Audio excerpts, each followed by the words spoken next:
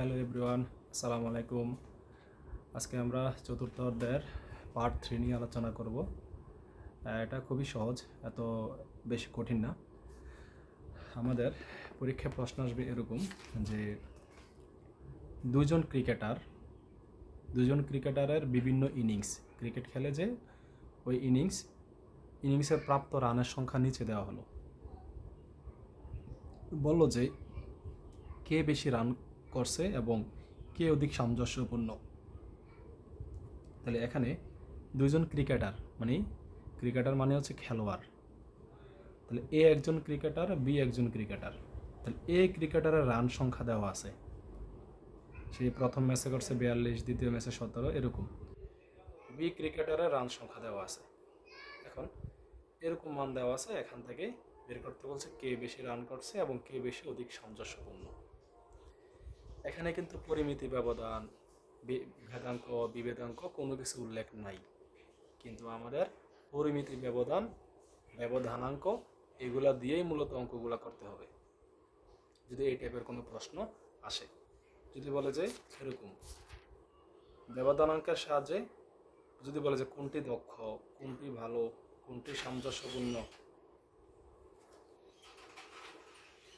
সামঞ্জস্যপূর্ণ, কোনটি দক্ষ, কোনটি ভালো, এই টাইপের যদি কোশ্চেন আসে, তাহলে আমাকে অবশ্যই পরিমিতি, ব্যবধানাঙ্ক দিয়ে অঙ্কটা সমাধান করতে হবে। এখন আমরা অঙ্কটা সমাধান করি। এখানে দুইজন খেলোয়াড়, এ একজন খেলোয়াড়, বি একজন খেলোয়াড়। তাহলে এখানে এ খেলোয়াড়ের রান দেওয়া আছে, তাহলে এটা হবে এ খেলোয়াড়ের এক্স এর মান। বি খেলোয়াড়ের রান দেওয়া আছে, এটা হবে বি খেলোয়াড়ের এক্স এর মান। তাহলে প্রথমে আমি কি করলাম, এ খেলোয়াড়ের যে মানগুলো এগুলো লিখলাম, এগুলো হচ্ছে এক্স এর মান, আমরা জানি। এখন কার মান? এর মান, এই জন্য আমরা লিখলাম এক্স, ছোট্ট করে নিচে এ, এক্স এ, তার মানে হচ্ছে এগুলো হচ্ছে এর মান। সেটা বোঝা গেছে? তাহলে এক্স যদি আমরা বের করি, তাহলে এক্স থেকে আমরা কি বের করা লাগে? এক্স স্কোয়ার বের করা লাগে পরিমিতি ব্যবধান করার সময়। ঠিক সেম, এক্স এ কে কি করতে হবে? স্কোয়ার করতে হবে। তাহলে এক্স উপরে স্কোয়ার, নিচে হচ্ছে এ। তার মানে এই যে 42কে কি করতে হবে? বর্গ করতে হবে। বর্গ করলে আমার এটা আসবে। প্রত্যেকটা মানকে বর্গ করলে এই মানগুলো আসবে। এটা হচ্ছে এ খেলোয়াড়ের ঘর। ঠিক আছে? তারপরে এক্স এর মানগুলো যোগ করলে সামেশন এক্স এ আসবে, একটা যোগফল আসবে। এক্স স্কোয়ার এ এর মানগুলো যদি আমি যোগ করি, তাহলে এক্স স্কোয়ার এ আসবে। বিষয়টা বোঝা গেছে? এবার বি খেলোয়াড়, তো বি খেলোয়াড়ের একটা এক্স এর মান দেওয়া আছে, এইগুলো হচ্ছে বি খেলোয়াড়ের রান সংখ্যা। এটাও কিন্তু এক্স এর মান, কিন্তু এটা এখন কার হবে? এটা বি এর হবে। এই জন্য আমরা লিখছি হচ্ছে এক্স বি, লিখলাম, যোগ করলাম, যোগ করলে সামেশন এক্স, কিন্তু সাথে কত আছে? বি, এই জন্য বি লিখতে হবে। এক্স বি কে আমি হোল স্কোয়ার করলাম, এই মানগুলো আসলো। এটাকে আমি যোগ করব, যোগ করলে আসবে সামেশন এক্স স্কোয়ার বি, কারণ এটা বি খেলোয়াড়ের রান সংখ্যা। তাহলে এই খেলোয়াড়ের যে মানটা থাকবে সেটা এক্স এর মান, এক্স থেকে এক্স স্কোয়ার বের করতে হবে। বি খেলোয়াড়ের যে রান দেওয়া আছে সেটা এক্স এর মান, এক্স থেকে এক্স স্কোয়ার বের করতে হবে। এখন চিহ্নিত করার জন্য এই খেলোয়াড়কে আমি এ দ্বারা প্রকাশ করছি, আর এই খেলোয়াড়কে আমি বি দ্বারা প্রকাশ করছি। এবার আমাকে বের করতে হবে কে বেশি রান করেছে এবং কে অধিক সামঞ্জস্যপূর্ণ। এখন মনে রাখতে হবে, যার সিবি এর মান কম সে অধিক সামঞ্জস্যপূর্ণ।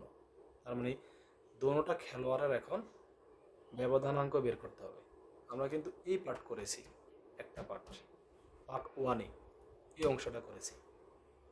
এখন দুইটা অংশ একসাথে, দুটোটাই সেম অঙ্ক, দুইটা এখন একসাথে, মানে তুলনা, একজনের সাথে আরেকজন তুলনা করা। তখন কি করতে হবে? আগের মতো আমি উপরে হেডলাইন দিলাম এই খেলোয়াড়ের ক্ষেত্রে, তাহলে কি করতে হবে? গড় বের করতে হবে, আমরা জানি। তাহলে এক্স বার, তো গড় আমি এখানে মোট সংখ্যা কত পাইলাম? সামেশন এক্স, তাহলে সামেশন এক্স বাই এন। তাহলে এখন সামেশন এক্স এ দিতে হবে, কারণ এটা এ খেলোয়াড়ের ক্ষেত্রে। তাহলে এক্স বারটা আমি কার বের করতেছি, এর বের করতেছি, এই জন্য আমাকে ছোট্ট করে এ লিখে দিতে হবে, নাহলে আমরা বুঝবো না কোনটা এ এর মান কোনটা বি এর মান।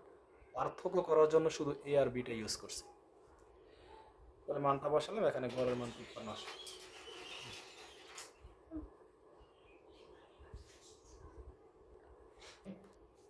তারপর আমাকে সিগমা বের করতে হবে। সিগমা হচ্ছে কি, পরিমিতি ব্যবধান, আমি আর লিখলাম না। তাহলে root summation x square by n summation x by n whole square.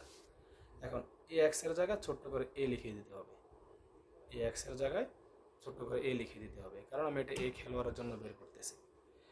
তারপরে এই খেলোয়াড়ের মানগুলো আমি এখানে বসাইলাম, বসানোর পরে আমি একটা পরিমিতি ব্যবধানের মান পেলাম সিগমা। তারপরে সিবি বের করতে হবে।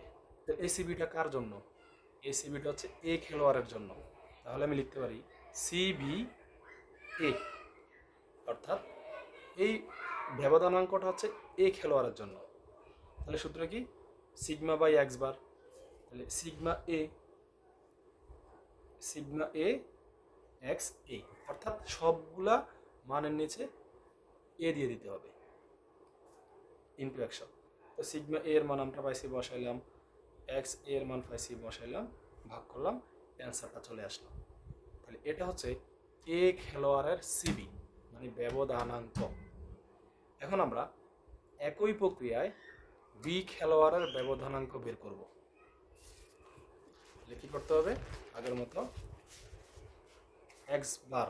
তাহলে এক্স বার এখন কার জন্য, বি এর জন্য।